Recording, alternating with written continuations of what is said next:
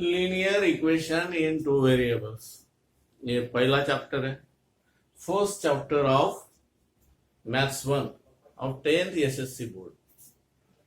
We learn about linear equation in two variables. Linear equation in two variables क्या होता है? हम 9th class में पढ़े हैं. Linear equation in two variables हमको 9th क्लास में भी था, इसलिए हम इससे फैमिलियर है. फिर भी थोड़ा सा पिछला इंट्रोडक्शन के रूप में हम रिवाइज करते हैं. क्या है linear equation in two variables? क्या क्या बोल सकते हैं हम? नाम ही देखो, लीनियर और टू वेरिएबल्स. ऐसे इक्वेशन जो लीनियर हो और दो वेरिएबल हो. लीनियर मीन्स यदि हम इसका ग्राफ निकालते हैं तो लाइन मिले. When we draw a graph of this equation, we get a line. That is a linear equation. And if we draw a graph, we get a line. That is a linear equation. हम दूसरी भाषा में बोल सकते हैं. क्या बोल सकते हैं? जिसकी हम इक्वेशन लिखते हैं, क्या? जिसकी डिग्री 1 होती है. Highest power of the variable is 1. That is also a linear equation. Linear equation में क्या होता है? यदि ग्राफिकल मेथड से सॉल्व करते हैं तो हमको लाइन मिलेगी, और इक्वेशन या दूसरी इसमें हमको इसकी डेफिनेशन बताना है तो इसकी डिग्री क्या रहेगी? 1 रहेगी. तो इसको हम लीनियर इक्वेशन कहेंगे. This are the linear equation. अब लीनियर इक्वेशन का हम if ax plus by plus c equal to 0, इसका जनरल फॉर्म है. क्या है general form of the linear equation? General form of linear equation is ax plus by plus c equal to 0. और a और b और c क्या होना चाहिए? रियल नंबर होना चाहिए. abc belongs to R means abc real number होनी चाहिए, and a not equal to 0 और b नॉट इक्वल टू 0. ये दो कंडीशन है इसमें. क्या है? ax plus by plus c equal to 0 is a linear equation if a, b, c are real numbers and a not equal to 0 and b not equal to 0. So that is the linear equation. अब linear equation के बाद हमको दो equation की बात करना है. हमें दो इक्वेशन को सॉल्व करना है. जब दो इक्वेशन की बात आती है उसे हम साइमल्टेनियस इक्वेशन कहते हैं. That is a simultaneous equation. Simultaneous equation क्या होता है? Set of two linear equations. Set of two linear equations of the form I1x plus B1y plus C1 equal to 0 and A2x plus B2y plus C2 equal to 0. जब दो linear equation की बात आती है then we say that is a simultaneous equation. और condition वही. कौन सी condition? A1 B1 C1 क्या होना चाहिए? रियल नंबर होना चाहिए. A2 B2 C2 क्या होना चाहिए? रियल नंबर होना चाहिए. A1 B1 C1 is a real number. A2 B2 C2 are real number. वही कंडीशन. और क्या? A1 नॉट इक्वल टू 0 होना चाहिए और B1 नॉट इक्वल टू 0 होना चाहिए. इधर A2 नॉट इक्वल टू 0 होना चाहिए और B2 नॉट इक्वल टू 0 होना चाहिए. तो यहाँ वेरिएबल्स कौन है? x और y. और रियल नंबर्स कौन है? ABC. इसमें A1 B1 C1 are the real numbers. x and y are variables. यहाँ पे भी वही x and y are variables and A2 B2 C2 are real numbers. तो समझ में आया बच्चों? लीनियर इक्वेशन क्या होता है? लीनियर इक्वेशन क्या होता है? जिसकी डिग्री 1 हो, जिसके वेरिएबल की डिग्री 1 होती है. यदि हम इसको ग्राफिकल मेथड से सॉल्व करते हैं तो लाइन मिलती है. उस इक्वेशन को हम लीनियर इक्वेशन कहते हैं. जब दो लीनियर इक्वेशन की बात होती है तो उसे क्या कहते हैं? Simultaneous equation. simultaneous equation.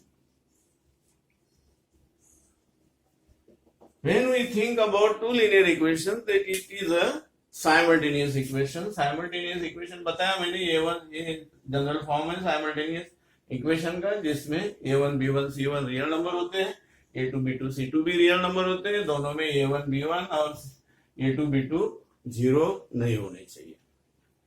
अब इन सॉल्व करने की, साइमल्टेनियस इक्वेशन सॉल्व करने की मेथड्स क्या है? मेथड्स एक है अलजेब्रिक मेथड,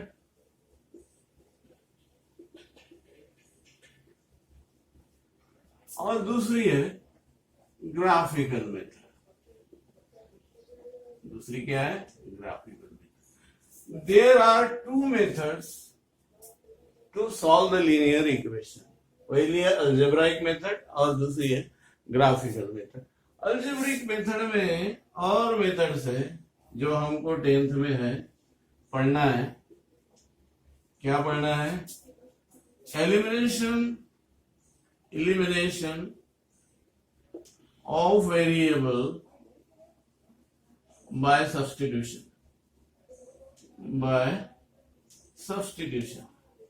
और दूसरी जो है elimination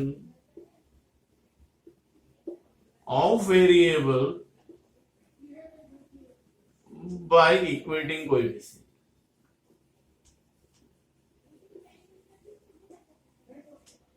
और थर्ड है क्रैमर्स रूल। ये तीन मेथड है। ये दोनों मेथड हमने प्रीवियस ईयर में किया है 9th क्लास में। Elimination by substitution. एलिमिनेशन, एक वेरिएबल को एलिमिनेट करना है। एक वेरिएबल को, दोनों मेथड में क्या करते हैं हम? एक वेरिएबल को एलिमिनेट करते हैं और एक वेरिएबल को एलिमिनेट करके दूसरे वेरिएबल की वैल्यू फाइंड आउट करते हैं, और वो वैल्यू एक इक्वेशन में सब्स्टिट्यूट करके हम दूसरे वेरिएबल की वैल्यू निकालते हैं। ये दोनों मेथड हम पिछले साल पढ़े, इस साल भी पढ़ेंगे। ये थर्ड मेथड हमने नहीं पढ़े है, वो अभी इस साल नहीं है हमारे लिए, क्रैमर्स रूल। और ये जो तीसरी है क्या है? वो ग्राफिकल मेथड। जब हमको linear equation, simultaneous equation solve करेंगे, जब हम साइमल्टेनियस इक्वेशन सॉल्व करेंगे तो कोई भी ये मेथड इस्तेमाल करना है। Elimination of variable by substitution और elimination of variable by equating coefficient. ये दो में से कोई भी एक इस्तेमाल कर सकते हैं, लेकिन एक क्रैमर्स रूल के लिए सेपरेट बोला जाएगा कि सॉल्व बाय क्रैमर्स रूल। और जिसमें कोई मेथड दिया नहीं है, जिसमें कोई मेथड हमको दी नहीं है, तो कोई भी हम एक मेथड लगा के वो साइमल्टेनियस इक्वेशन सॉल्व कर सकते हैं। तो हम समझ में आया। अब इसके बाद चलते हैं 1.1 पे। 1.1 में पहले एक्टिविटी है। पहले क्या है? एक्टिविटी। पहले हम एक्टिविटी, पहला क्वेश्चन पढ़ते हैं प्रॉब्लम सेट 1.1 का। This is the first example of practice set 1.1. This is the activity based question. अब हमारे पास ये दिए ब्लॉक्स, वो ब्लॉक्स को फिल करना है और इक्वेशन दिए है, दो इक्वेशन है, उसको सॉल्व करना है। पहला इक्वेशन है 5x + 3y = 9 and 2x - 3y = 12। अब यहाँ पे देखो, हम पिछले साल पढ़े हैं, जब दोनों देखने का वेरिएबल में किसके कोएफिशिएंट सेम है उसको देखने का।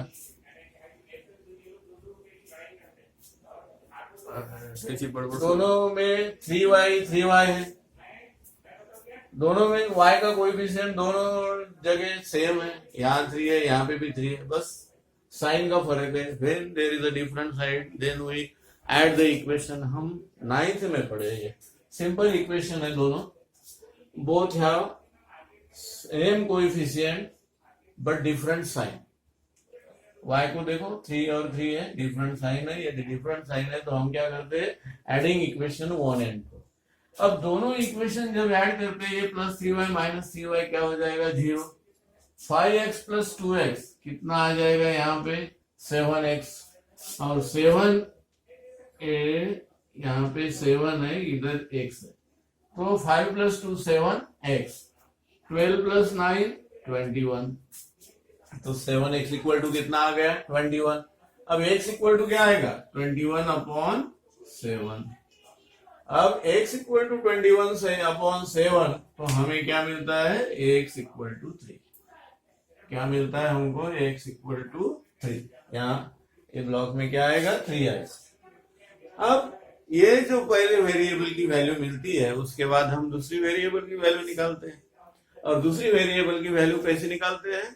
पहली जो वैल्यू निकली है वो एक इक्वेशन में सब्स्टिट्यूट करते हैं। तो plus x equal to 3 in equation 1। अब ये 5 मल्टीप्लाइड बाय, पहला इक्वेशन क्या है हमारे पास? 5x plus 3y। तो x की जगह क्या लिखेंगे हम? 3। 5 मल्टीप्लाइड बाय 3। अब 5 multiplied by 3 plus 3y equal to 9। 5 multiplied by 3 कितना आएगा? 15। अब ये 5 3 जा 15, तो 3y इक्वल टू 9 माइनस 15। अब 9 में से 15 गए तो क्या आता है? -6। 9 माइनस 15 क्या आएगा? -6। अब -6 upon 3, 3y equal to -6, therefore y equal to -6 upon 3। अभी हमको क्या मिलता है? -2। तो देयरफॉर एक्स वाई की वैल्यू आई हमारी, पहले x की लिखेंगे 3 और y की वैल्यू आई -2। इस तरह हम ऐसे सॉल्व कर सकते हैं। एक्टिविटी बेस्ड क्वेश्चन है।